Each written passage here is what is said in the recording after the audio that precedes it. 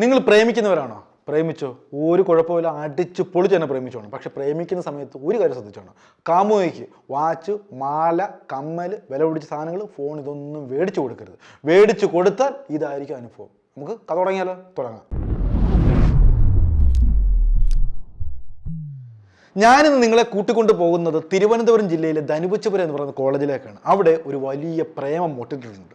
നമ്മുടെ ഗാഥയുടെയും മിഥുൻ്റെയും ഒരു വല്ലാത്ത പ്രേമം. നമ്മുടെ നിറത്തിലെ കുഞ്ചാക്കോ ബോബിൻ്റെ ചാനലിനൊരു പ്രേമം ഉണ്ടല്ലോ, മിഴിയറിയാതെ വാ. നമ്മുടെ നായികയെ പുറകിരുത്തിക്കൊണ്ട് ആ നായകനെ കുഞ്ചാക്കോ ബോബൻ ബൈക്കൊക്കെ ഓടിച്ചിട്ട് പോകുമ്പോൾ നമ്മൾ ഇങ്ങനെ കൈയടിക്കും. ഓ അടിപൊളി അടിപൊളി എന്ന് പറയുന്ന ഒരു സെറ്റപ്പാണ് ഇവിടെ നടക്കുന്നത്. ഗാഥയുടെയും മിഥുൻ്റെയും പ്രേമം ആ കോളേജിൽ ആകെ പാട്ടാണ്. എല്ലാവരും ഈ ഗാഥയെ പുറകിരുത്തിക്കൊണ്ട് മിഥുൻ പോകുമ്പോൾ പറയാം, അളിയാ നിന്റെ നല്ല സമയം അളിയാ, അടിച്ച് പൊളിക്കളിയാ എന്നൊക്കെ പറഞ്ഞ് എല്ലാവരും വലിയ പ്രോത്സാഹനമാണ്. അവിടെ ചെറിയൊരു മൺതരിക്ക് പോലും ഈ പ്രേമത്തെ പറ്റി അറിയാം. കാരണം എല്ലാവരും നല്ല സപ്പോർട്ടാണ് ഈ പ്രേമത്തിന്. ഒരു കാര്യം ആ കോളേജിൽ എല്ലാവർക്കും അറിയാം. എന്താ അറിയാമോ? ഇവർ രണ്ടുപേരും കല്യാണം കഴിക്കും. മിഥുൻ ജീവിച്ചിരിക്കുവാണെങ്കിൽ ഗാഥയെ കെട്ടും, ഗാഥ ജീവിച്ചിരിക്കുവാണെങ്കിൽ മിഥുനെ കെട്ടും. എല്ലാവരും ആ നിമിഷത്തിന് വേണ്ടി കാത്തിരിക്കും. പക്ഷെ എന്നായിരിക്കും? പക്ഷെ ഇപ്പോൾ അവർക്ക് പഠിക്കേണ്ട സമയമാണ്. അങ്ങനെ പഠിച്ചു പോകുന്ന കൂട്ടത്തിൽ ഈ പ്രേമം അവരിങ്ങനെ ഒരു തരക്കേടുമില്ലാതെ ആർക്കും ശല്യമില്ലാതെ മുന്നോട്ട് കൊണ്ടുപോവുകയാണ്. ഈ മിഥുൻ ചില്ലറക്കാരനല്ല കേട്ടോ. അവൻ ആളൊരു ഭയങ്കര പുലിയാണ്, ഒരു പ്രസ്ഥാനമാണ്. കളിയിൽ അഗ്രഗണ്യനാണ്. ഇനി എന്ത് കളിയെന്നായിരിക്കും കേട്ടോ? ബാഡ്മിൻ്റൺ കളി. അവൻ പഞ്ചായത്തിൽ കളിച്ചു, ജയിച്ചു. ജില്ല കളിച്ചു, അതിലും ജയിച്ചു. ഈ സംസ്ഥാന തലത്തിൽ ജയിച്ചു, അതിലും ജയിച്ചു. കോളേജിൽ തമ്മിൽ മത്സരിച്ചു, അതിലും ജയിച്ചു. ഏത് കളിയിൽ അവൻ മത്സരിച്ചാലും ജയിക്കും. അങ്ങനെ മിടുമിടുക്കനായ ഒരു പയ്യനാണ്. സ്വാഭാവികമായിട്ട് നിങ്ങൾക്കറിയാമല്ലോ, കോളേജിൽ ഇങ്ങനൊരു താരം ഉണ്ടെങ്കിൽ പെണ്ണുങ്ങൾക്ക് മറ്റേ ഒരു സാധനം വർക്കൗട്ട് ചെയ്യും. ഏത്? ലവ്. അത് എനിക്കും ഉണ്ടായിരുന്നു കേട്ടോ. പണ്ട് കോളേജ് പഠിക്കുന്ന സമയത്ത് അതൊരു വല്ലാത്തൊരു കാലഘട്ടം ഉണ്ടായിരുന്നു. ഇങ്ങനെ എൻ്റെ പുറകിലും കുറേ പെണ്ണുങ്ങൾ ഇങ്ങനെ നടക്കുന്നൊരു കാലഘട്ടം ഉണ്ടായിരുന്നു. വേണ്ട പോട്ടെ, അത് ഓർത്ത് സങ്കടം വരും. നമ്മൾ പറഞ്ഞു വന്ന കഥ നമ്മുടെ മിഥുൻ്റെയും ഗാഥയുടെയും പ്രേമമാണ്. എന്തായാലും അതുപോലെ ഒരു പ്രേമം ആ കോളേജിൽ എങ്ങുമില്ല. എന്തായാലും നമ്മുടെ ആദ്യ സമയത്തൊക്കെ മിഥുൻ ഈ പ്രേമത്തെ അങ്ങ് തിരസ്കരിക്കുകയാണ്. കാരണം അവന് പഠിക്കണം, നല്ല ജോലി വേണം, കായികപരമായിട്ട് ഒരുപാട് കാര്യങ്ങൾ നേടേണ്ടതായിട്ടുണ്ട്. പക്ഷേ ഈ പ്രേമത്തിനൊന്നും ഇപ്പോൾ പറ്റിയ സമയമൊന്നും അല്ലെന്നൊക്കെ പറഞ്ഞ് ഈ പെൺകുട്ടിയെ പറഞ്ഞ് മനസ്സിലാക്കുകയാണ്. പക്ഷേ ഗാഥ രണ്ടും കൽപ്പിച്ചാണ്. കെട്ടുവാണെങ്കിലും കൂടെ ജീവിക്കുവാണെങ്കിൽ നിന്നോടൊപ്പം മാത്രമേ ഞാൻ ഉള്ളെന്ന് പറഞ്ഞ് ഈ ഗാഥ രണ്ടും കൽപ്പിച്ച് ഈ മിഥുനെ ഇങ്ങനെ പിടിച്ചു മുറുക്കിയിരിക്കും. അങ്ങനെ ആ പിടിച്ചു മുറുക്കത്തിൽ ഇവൻ ആകെപ്പാടെ നാടി ഉലഞ്ഞു ആ പ്രേമക്കുഴിയിലേക്ക്. പ്രിയപ്പെട്ട സുഹൃത്തുക്കളെ, നമ്മുടെ മിഥുൻ വീഴുകയാണ്. സുഹൃത്തുക്കളെ, വീഴുകയാണ്. അങ്ങനെ ആ പ്രേമക്കുഴിയിൽ എന്നേക്കുമായിട്ട് നമ്മുടെ മിഥുൻ വീണു. അങ്ങനെ വീണുകൊണ്ടിരിക്കുമ്പോൾ ഈ ബന്ധം സ്വാഭാവികമായിട്ട് ആരറിയും? വീട്ടിലറിയുമല്ലോ. മിഥുൻ്റെ വീട്ടിലും അറിയും, ഗാഥയുടെ വീട്ടിലും അറിയും. നമ്മളൊക്കെ വിചാരിക്കുന്നത് ഒരു വലിയ പൊട്ടിത്തെറിയായിരിക്കും. മിഥുൻ്റെ വീട്ടുകാർ നഖശികാന്ത ഈ ബന്ധത്തെ തീർക്കും, ഗാഥയുടെ വീട്ടുകാർ ചൂലുമായിട്ട് രംഗത്ത് വരുമെന്നൊക്കെ ആയിരിക്കും നമ്മൾ ആദ്യം വിചാരിക്കുന്നത്. പക്ഷേ അങ്ങനൊന്നും സംഭവിച്ചില്ല. എല്ലാവരും മംഗള ആശംസകൾ നേരുന്ന കാഴ്ചയാണ് നമ്മളിവിടെ കാണുന്നത്. മിഥുൻ്റെ വീട്ടുകാർക്ക് സമ്മതം, നമ്മുടെ ഗാഥയുടെ വീട്ടുകാർക്ക് സമ്മതം, പരമസമ്മതം. ഈ വീട് ഗൃഹപ്രവേശം കഴിഞ്ഞിട്ട് 1.5 വർഷമായി. ആ ഗൃഹപ്രവേശ സമയത്താണ് അവൻ ഇങ്ങനെ ഒരു പ്രേമം ഉണ്ടെന്ന് പറയുന്നതും അവരെ പാലുകാച്ചിനെ ക്ഷണിക്കണമെന്ന് പറഞ്ഞതും. അത് മോൻ പറഞ്ഞതല്ലേ ഞാനും അവൻ്റെ അമ്മയും അവനും കൂടി തന്നെ പോയി ക്ഷണിക്കുകയും ഇവിടെ വരികയും ചെയ്തു. അതുകൊണ്ടാണ് എനിക്ക് ഈ കുട്ടി അറിയാന്നുള്ളത്. നിറഞ്ഞു തുള്ളും പുന്ന നവയൗവനം, നിറനിലാവു പൊലതിമോഹനം, ശിശിരക്കുളിരിൻ്റെ പുളകച്ചാർത്തുകൾ നിറയെ പൂക്കുന്ന പൂങ്കാവനം, നിറഞ്ഞു തുളുമ്പുന്ന നവയൗവനം. ശരിക്കും പറഞ്ഞാൽ ഇതാണ് നമ്മുടെ മിഥുൻ്റെ മനസ്സിലെ ചിന്ത. നിറഞ്ഞു നിൽക്കുന്ന യൗവനമാണ് നമ്മുടെ ഗാഥ. ആ ഗാഥയിലേക്ക് ഇവൻ വല്ലാത്തൊരു അഡിക്ഷനായിട്ട് മാറുകയാണ്.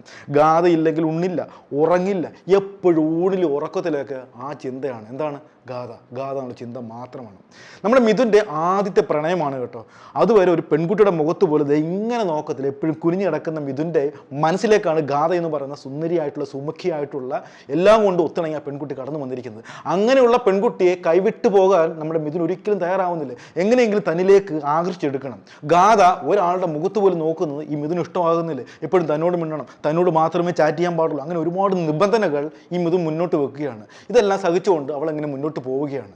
ഇതിനിടയ്ക്ക് മിഥുന് നല്ലൊരു വാശിയാണ്. ഒരു വിധത്തിലും തന്നിൽ നിന്ന് അവൾ അകന്നു പോകാൻ പാടില്ല. ഇവിടെ നമ്മുടെ മിഥുൻ ഒരു പശുവായിട്ടും നമ്മുടെ ഗാഥ ഒരു കറവക്കാരിയായിട്ട് മാറുകയാണ്. എന്ന് പറഞ്ഞാൽ നല്ലതുപോലെ ഊറ്റുന്ന ആളായിട്ട് ഗാഥയും ഊറ്റി നിന്നു കൊടുക്കാനായിട്ടും ഇതിന് മാറുകയാണ്.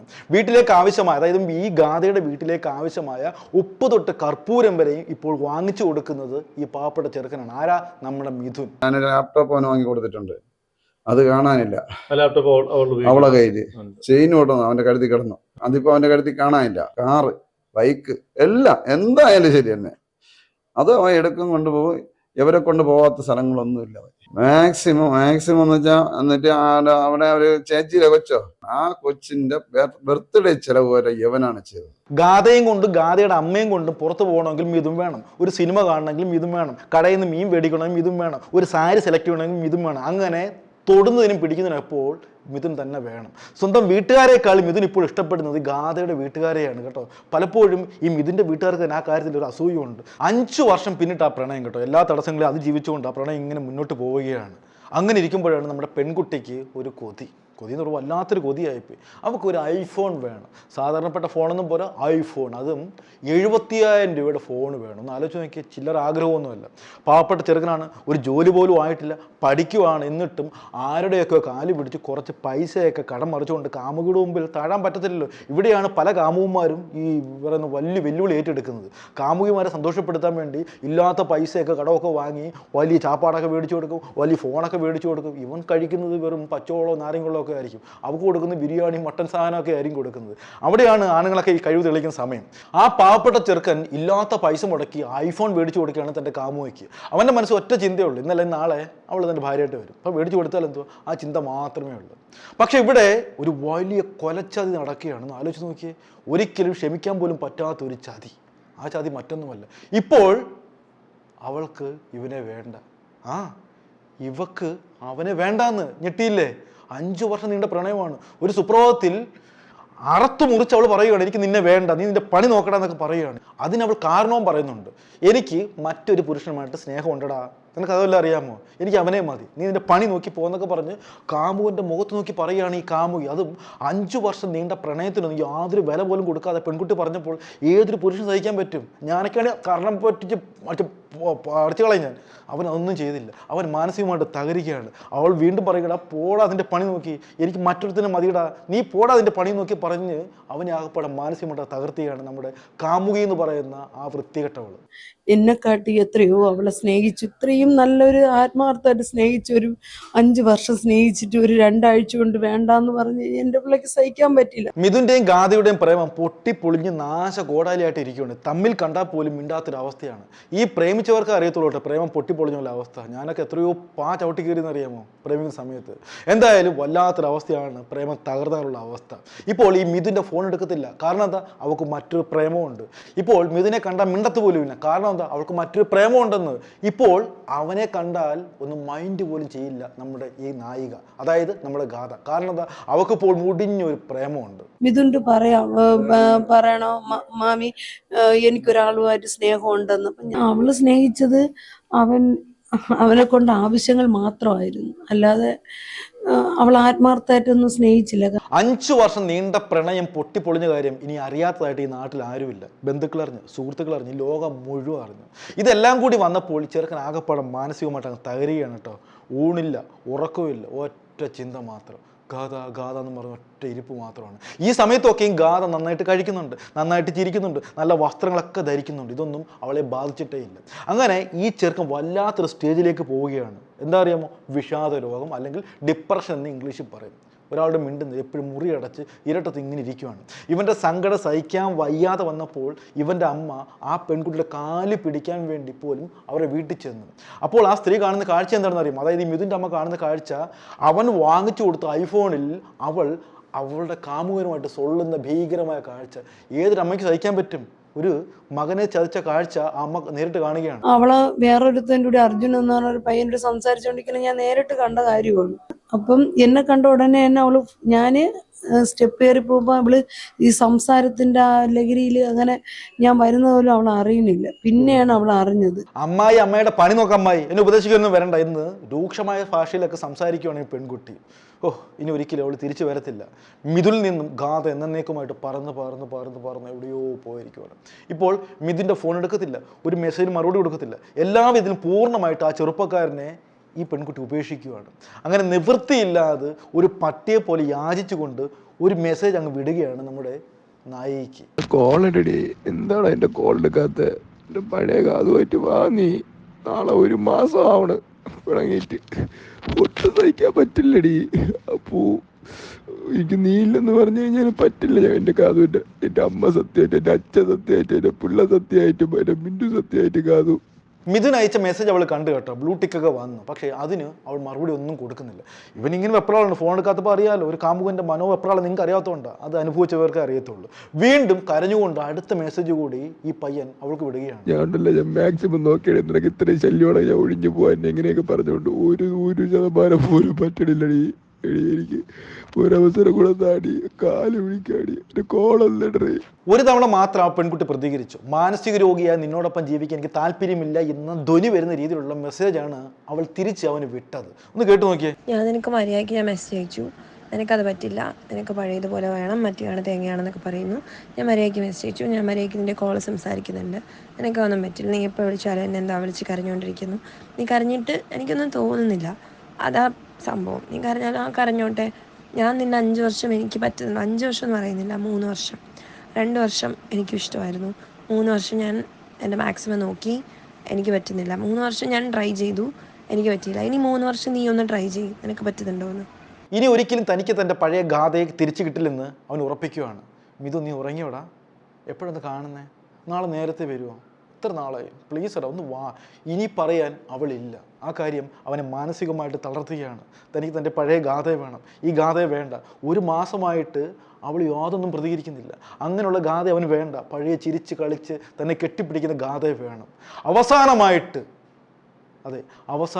ഒരു മെസ്സേജ് കൂടി അവൻ അയക്കുകയാണ് തൻ്റെ പ്രിയപ്പെട്ട ഗാഥയ്ക്ക്. ഞാൻ ഇത്രയും സ്നേഹം ഉണ്ടല്ലോ എൻ്റെ ഇങ്ങനെ പുറകെ പറഞ്ഞതല്ല, അല്ലെങ്കിൽ കടലിൽ പോയി കൂടെടാ ഒന്ന് അവസരം താടാ കാല് പിടിക്കാടാ. പിന്നെ അവൻ എന്താ ചെയ്യുന്നറിയാമോ? ഒരു വെള്ള പേപ്പർ എടുക്കുന്ന അതിൽ ഇങ്ങനെ കുറിക്കുവാണ്. ആ വരികൾ ഇങ്ങനെയാണ്: എനിക്ക് നീ ഒരു പട്ടിയുടെ വില പോലും തന്നില്ല, ദൈവം നിനക്ക് കടുത്ത ശിക്ഷ തന്നെ തരും, നീ ഇഷ്ടപ്പെട്ട ആളോടൊപ്പം ജീവിക്കുക, അത് ഞാൻ മുകളിലിരുന്നുകൊണ്ട് കാണും എന്നൊക്കെ പറഞ്ഞ് കുറച്ച് വരികൾ എഴുതുന്നു, ഒപ്പിടുന്നു. പിന്നെ അവൻ ചെയ്തത് മേളിൽ കാണുന്ന ആ ഫാൽ കെട്ടിത്തൂങ്ങി ചാകുന്നതോടെ മിഥുൻ എന്ന് പറയുന്ന അധ്യായം ഇവിടെ അവസാനിക്കുകയാണ്. ഈ പ്രേമം തലയ്ക്ക് പിടിച്ചു കഴിഞ്ഞാൽ അത് ഭ്രാന്തായിട്ട് മാറും. മാനസമൈനയൊക്കെ പാടി നടക്കേണ്ട അവസ്ഥ പലരുടെയും ജീവിതത്തിൽ ഉണ്ടാകും. ഈ മിഥുൻ്റെ ജീവിതത്തിൽ അങ്ങനെയാണ് സംഭവിച്ചത്. അവൻ്റെ കരച്ചിൽ കേട്ടാൽ തന്നെ അറിയാം എന്തുമാത്രം ആത്മാർത്ഥമായിട്ടാണ് അവൻ ആ പെൺകുട്ടിയെ സ്നേഹിച്ചിരുന്നത്. ഈ സെൽഫിഷ്നെസ്, ഒരുപക്ഷെ ഈ മിഥുന് ആ പെൺകുട്ടിയുടെ ഒരുപാട് സെൽഫിഷ്നെസ് ഉണ്ട്. തന്നെ മാത്രമേ നോക്കാവൂ, തന്നെ മാത്രമേ നോക്കി ചിരിക്കാവൂ എന്നൊക്കെ ഉള്ള ഒരുപാട് കണ്ടീഷൻസ് ഈ മിഥുൻ്റെ ഭാഗത്തുണ്ടാകും. അതൊരുപക്ഷെ ഈ പെൺകുട്ടിക്ക് ഉപദ്രവമായിട്ട് മാറി കാണുമോ? ഈ പെൺകുട്ടിയുടെ വരികളൊന്ന് കൂട്ടി വായിച്ചാൽ നമുക്ക് അതിൻ്റെ ചില ലക്ഷണങ്ങൾ കാണാൻ പറ്റും. 2 വർഷം ഞാൻ നിന്നെ സ്നേഹിച്ചു, 3 വർഷം ഈ പ്രേമം ഒരു അഡ്ജസ്റ്റ്മെന്റ് മാത്രമായിരുന്നു, എന്നിട്ട് നീ മാറിയില്ല. ആ വരികൾ ഒന്നുകൂടി കേട്ടു നോക്കിയേ. ഞാൻ നിന്നെ 5 വർഷം എനിക്ക് പറ്റുന്നില്ല, 5 വർഷം എന്ന് പറയുന്നില്ല, 3 വർഷം, 2 വർഷം എനിക്കും ഇഷ്ടമായിരുന്നു, 3 വർഷം ഞാൻ എൻ്റെ മാക്സിമം നോക്കി, എനിക്ക് പറ്റുന്നില്ല, 3 വർഷം ഞാൻ ട്രൈ ചെയ്തു, എനിക്ക് പറ്റിയില്ല, ഇനി 3 വർഷം നീ ഒന്ന് ട്രൈ ചെയ്യും, നിനക്ക് പറ്റുന്നുണ്ടോ എന്ന്. അപ്പോൾ നിങ്ങൾ കേട്ടല്ലോ, ഈ ഒരു വിടവിലേക്കാണ് കാമുകൻ എന്ന് പറഞ്ഞ വേറൊരുത്തിന് ഇടിച്ച് കയറിയത്. എന്തായാലും ആ പെൺകുട്ടിയെ കയ്യിൽ കിട്ടിയെങ്കിൽ മാത്രമേ ഇതിൻ്റെ സത്യാവസ്ഥ നമുക്കറിയാൻ പറ്റത്തുള്ളൂ. ഇപ്പോഴും എവിടെയോ എങ്ങോ അജ്ഞാതവാസം നടത്തുകയാണ് ആ പെൺകുട്ടി. പോലീസ് പിടിച്ചിട്ടില്ല കേട്ടോ. ഇനി മറ്റൊരു കാര്യം, മിഥുൻ്റെ അച്ഛൻ രണ്ടും കൽപ്പിച്ചാണ് കേട്ടോ. ആ പെൺകുട്ടിയെ കയ്യിൽ കിട്ടിയാൽ പൊരിച്ച് അടുപ്പത്താക്കും എന്നാണ് ഇദ്ദേഹം പറയുന്നത്. എന്തായാലും രണ്ടും കൽപ്പിച്ച് മുന്നോട്ട് പോകാൻ തന്നെ തീരുമാനിച്ചിരിക്കുകയാണ് മിഥുൻ്റെ അച്ഛൻ. എൻ്റെ മകൻ്റെ മരണത്തിൻ്റെ പൂർണ്ണ ഉത്തരവാദിത്വം ഈ അക്ഷര എന്ന് പറയുന്ന കുട്ടിയും അവളുടെ അമ്മയുമാണെന്നുള്ളത് എനിക്ക് പൂർണ്ണ വിശ്വാസമുണ്ട്. ഇതിൽ വേറെ ആർക്കും പങ്കില്ല. അത് ഏതറ്റം ഞാൻ നിയമത്തിൻ്റെ മുമ്പിൽ ഏതറ്റം പോയാലും എനിക്കുള്ളതെല്ലാം ഞാൻ വിറ്റ് നശിപ്പിച്ചാലും ശരി തന്നെ അവളെ ഞാൻ നിയമത്തിന് മുമ്പ് കൊണ്ടുവരും, അവളെ ഞാൻ ജയിലറയ്ക്കുള്ളിൽ അടപ്പിക്കും എന്നുള്ളത് എനിക്ക് ഞാൻ ഉറപ്പിച്ച് പറയുന്നു. ഇനി പ്രേമിക്കുന്നവരോട് 2 വാക്ക്. പ്രേമിക്കുന്നൊന്നും യാതൊരു തെറ്റുമില്ല കേട്ടോ. മനുഷ്യന്മാർക്ക് മാത്രമാണ് ആ വികാരമുള്ളത്. അതുകൊണ്ട് പ്രേമിക്കുക തന്നെ വേണം. പക്ഷേ ഒരു കണ്ടീഷനുണ്ട്.